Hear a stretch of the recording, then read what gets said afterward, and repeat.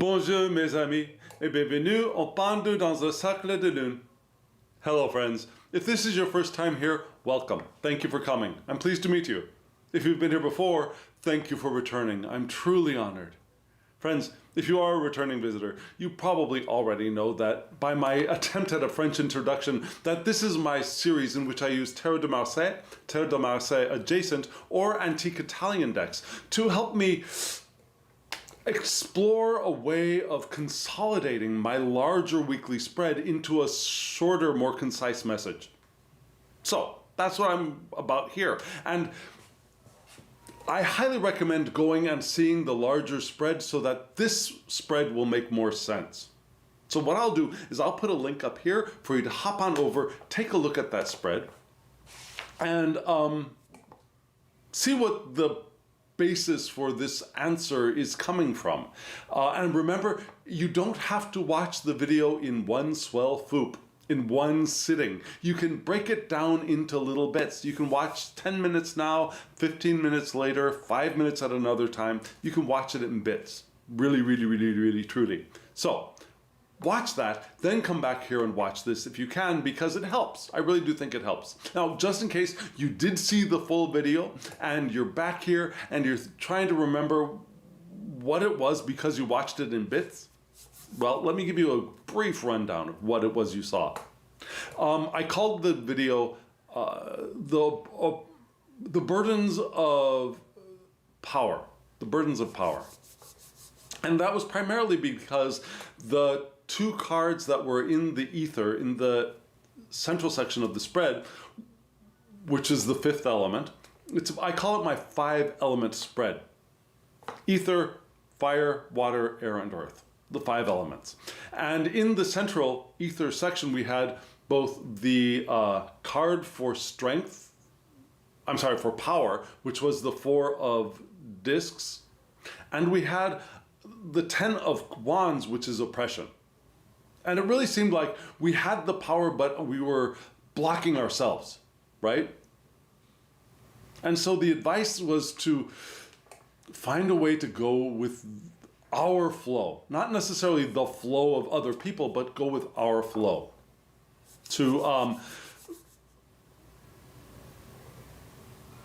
feel our way through, if that makes sense. And not to overthink, I think. Not to overthink, I think, if you think that makes sense. So that's where we were. Now we're going to see where we're going. I've got a spread all pulled out, and I will show you the cards for that spread. I will show you the question that I ask every week. What is the central message of this week's 5-element spread? And we'll go from there. Okay, friends? Here's what we're looking at right now.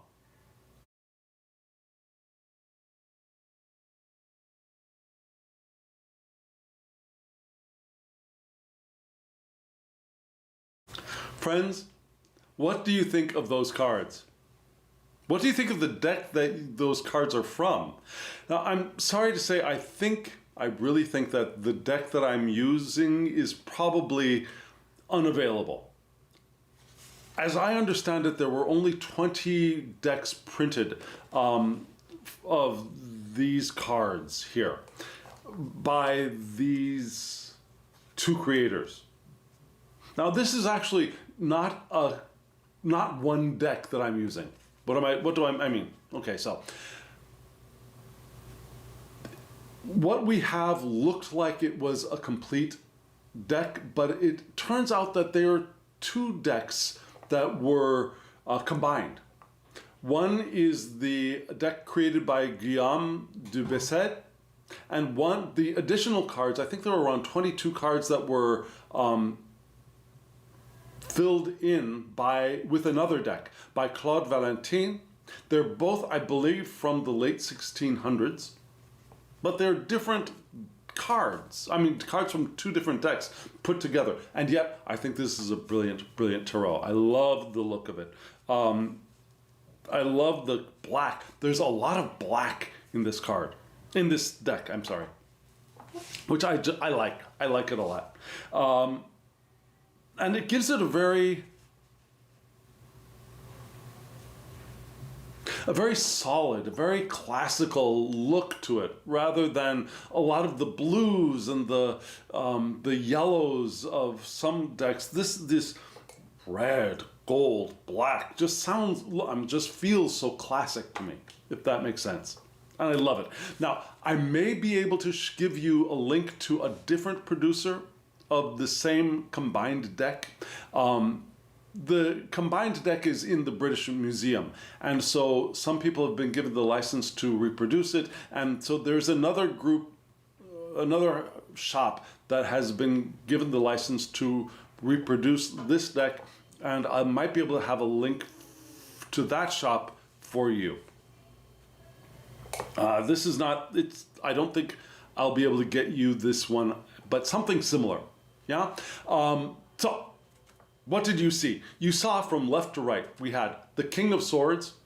Full disclosure, when I was preparing for this video, I forgot, and I thought I was looking at the King of Wands, but it's the King of Swords. So we're going to read the King of Swords. Then we have the Three of Wands, and then the Nine of Cups. We had air, fire, and water, which is wonderful for many reasons. One is that those are the three main elements which come together to create earth. So, air, fire, and water together, they materialize the rest of the material realm. Now, Kether, at least to me, Kether is, now we're going to Kabbalah, Kether is fire, maybe Chokmah is air, and Binah is water, maybe. Maybe you switch the two. Because I would say that Chokmah is the top of the father pillar. That would be a masculine element, male element, and air is male and water is female. So Binah, top of the mother pillar, that makes sense as water to me. But you know, it's a triad, and those three come together and they form. Now, okay, wait a second, total lie. You just caught me in a lie. So, actually, Kether, the monad, is indivisible. Chokmah, fire. Binah, water. That's it. Tipreth is air, which would move us down into Malkut for earth. That's the ticket. That's the way to do it. Now, all those people who are complaining at me for being an idiot, I fully accept your criticism. That was a silly thing for me to say. So yes, Chokmah would be fire, Binah, water, and then Tipreth, air, which all come together to, at the end, at number 10, Malkut, earth. So, what are we looking at? We're going to start off with the King of Swords. Yeah? And you saw that the King of Swords was looking in the direction of these three cards, so I just stopped. Yeah, these three cards seem to be a perfect grouping. There was no need to add any cards around them, I don't think. And the king is looking in this direction, so that's the direction we're going to be reading. And you remember, please remember that I'm a king, you're a king. And whether we're in male bodies, female bodies, trans bodies, cis bodies, intersex bodies, has no bearing on what our kingness, queenness, knightness, or pageness, right? We have all of that within us. So we are all kings of swords. And who is the King of Swords? The King of Swords is the head over heart. Discipline, truth. The skillful handling of words and concepts. The communicator and thinker. And skillfully done. Yeah? Being able to go beyond thought as well. Yeah? The King of Swords can leap into the unknown. Maybe not as energetically as the Knight of Swords might in the Tarot de Massa decks, but still able to leap into the unknown. And the King of Swords supervises thought and puts it into action. Yeah? The King of Swords doesn't just, oh, here's an idea, let's do that. The King of Swords has a clear ability to observe the thinking process. to manage the thinking process like a Buddha, maybe, yeah? To manage the thinking process and supervise it, not believing everything they think. Not, oh, here's a thought, that must be right. But here's the thought. I notice the thought. I recognize the thought as being mine, or it's something that I recognize the thought as an experience I am having. Now the question is, what to do with it? Now that's supervision of thought, right? And even when there's no thought, the king is able to move out into the unknown. Because the king has faith in his, her, their abilities and capabilities. And the king is looking towards this lovely Three of Wands, which is what? Acting impulsively. Now that sounds negative, doesn't it? Usually when we say, oh, he's behaving impulsively, you're saying that he's doing something wrong, right? Wrong, right? But here, I don't think it means that. I think it means we act on our impulses.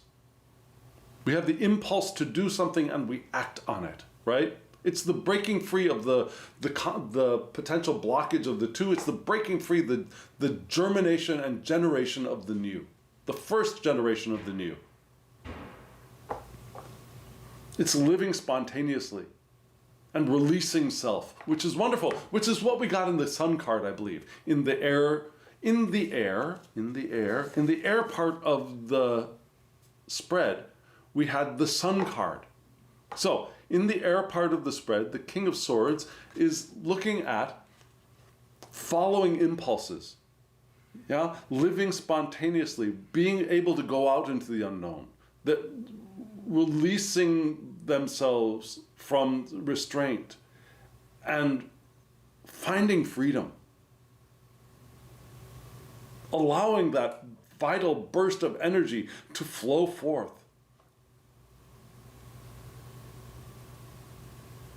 Spontaneous creative vigor, which can lack a goal, but it's from this guy, yeah, this dude. We are all that guy, that dude, right? And there's an exuberance here to get started, to get moving, which is wonderful, but is flowing into something which is problematic. The Nine of Cups. Now, nines are not necessarily all that wonderful to me in Terre de Marseille. Now, the Nine of Cups in, for example, a Smith-Waite deck, and even the Crowley deck, the Harris-Crowley deck, it's the wishes fulfilled card, right? It's happiness, wishes coming true.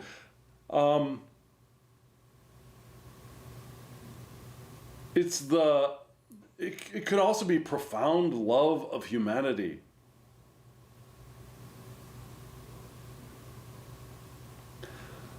Which is wonderful. But this card here and now also points to things like grief, endings of relationships. Yeah, nines are endings to me in Terre de Marseille. It could be solitude and loneliness. It could be emotional exhaustion.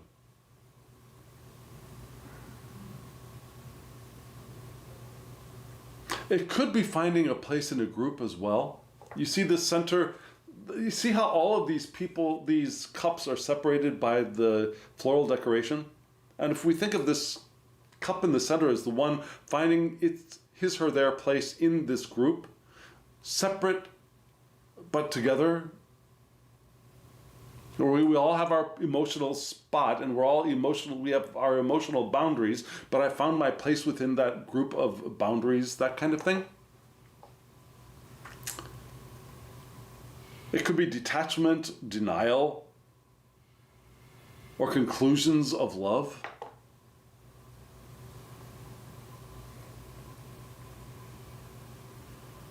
there's an emotional exhaustion here as well. Yeah?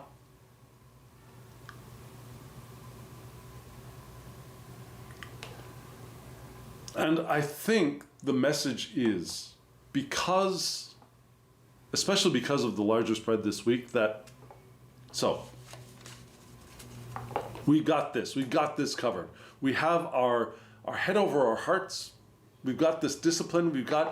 We're able to leap into the unknown. We have this new burst of fire, yeah? The burst of vital energy and the desire and ability to live spontaneously, to release self from the restrictions that we've had. But we see that this is a direction that we could be going. There's an exhaustion that is blocking our way. There's an emotional block. The endings are blocking our way to beginnings. There's grief over stuff that is blocking our ability and the blockage cards that came up in this week's larger spread were things like oppression, futility, strife between other people or within.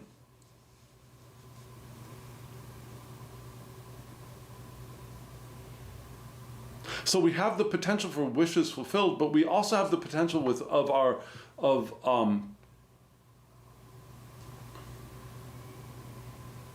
endings stopping our beginnings. Yeah? Does that make sense? So I see this Cups card here as problematic in two ways. One, we flowed from water to, we flowed from, where are you?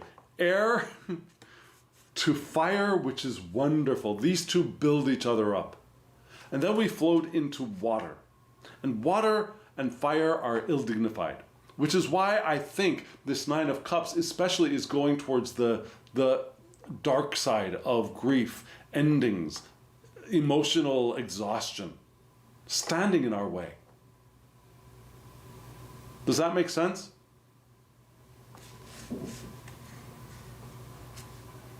And so we had some advice here with the Falling Woman. And this is a deck, I predicted this. It is now available again. At the time of this video, it is now available again on, it was available in different colorations. There was the blue version and there was a red version that were still available when I started using this deck in this series. This coloration is available now. I knew it would come back, and I knew it would come back quickly. I just had a feeling. I had no actual information. I just had a feeling that this deck is so popular in this coloration, it'd be back quickly. And it is now. So there will be a link in the description box below to this. This is the Mildred Payne's Oracle of Enchantment. And it's a big ass deck, I'm telling you. There are more than 50 cards, it's big that way, but it's also, the cards themselves are big. Yeah? Let me show you against what you would like a US Games sized deck. Now these are all landscape, so bear that in mind. But here's a US Games Tarot sized deck, and here is the Mildred Payne's Oracle of Enchantment. It's a much bigger. I have the hands, I can do it. The cardstock is flexible and thin enough, I can riffle shuffle it, no problem. And I'm sure you could even riffle shuffle it sideways, yeah, lengthways. It'll be easy to use, I'm sure. And it's a great deck. And I think it pairs well with Terre de Marseille. And we got the Falling Woman. The woman is described here as tumbling from her high balcony and plummeting helplessly through the night. Yeah, with nothing to stop her fall, she will surely die once she hits the hard ground below. And yet, and it sounds pretty bad, right? And yet, this card can have a couple of different meanings. Patrick Valenza, the creator of this deck, gives light and dark meanings to the cards. So I would read them as if I were reading reversals. dark would be the reversal, light would be upright to me. And I'm not doing reversals with this deck. So in the light, this card indicates a time to let go and trust, regardless of a seemingly hopeless situation, accepting that which you cannot control. Which is kind of a message that we got from this week's spread. Now, the advice that we got from the I Ching in the larger spread was to think about things, to figure out a way through, to find the path through, be water. But in being water, we also trust that water will flow in the direction that it's supposed to be flowing in, right? In the Sun card, we were given the advice to dance the dance of life. Dance the dance of the flow of life as it is. There are a couple of indications of that in this week's spread, and I think this is the overall advice for the week. It's time to let go and to trust regardless of seemingly hopeless situations, accepting that which you cannot control, accepting it for what it is, and flowing with the flow of what? Flowing with the flow of this head over heart, discipline, truth. Go leap, trusting the leap into the unknown, following the impulses that we get, that those bursts of vital energy, flow with those. And don't over-rationalize. Does that make sense? If it does, let me know in the comments below. If it does not, let me know in the comments below. I'd love to hear from you. What do you think? Friends, thank you. Thank you for hitting that thumbs up button and for subscribing. It really does help the channel. It does, it does, it does. And comment below. I'd love to hear from you. What do you think?